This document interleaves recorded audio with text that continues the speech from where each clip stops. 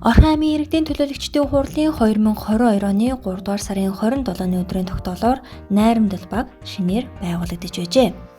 Багийн засаг даргаар Мөнх Эрдэнэ, зохион байгуулагчаар Нурмаа, нийгмийн ажилтан Хишиг Жаргал, хүүхэд гэр бүл хариуцсан нийгмийн ажилтан Цогт Баяр, багийн ажилтан Чимгээ, Мөнх Жаргал, Нямсран, Ижил Мөрөн нар иргэдэд төрийн анхан шатны үйлчилгээг түргэн шуурхай чанартай хүртээмжтэй хүргэхээр ажиллаж байна.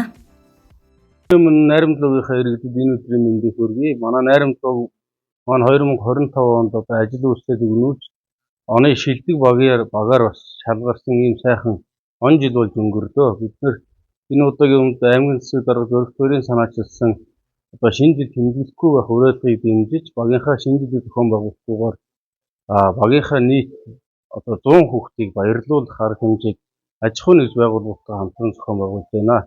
Энд маань 18 манай багт үйл ажиллагаа явуулдаг 18 байгууллагын захирал эрхлэгчнэр дэмжлэг үзүүлж оролцлоо. Бид нэр энэ удаагийн хүрээнд 10 өрхөд хүнс тусламжийн дэмжлэг 100 хүүхдэд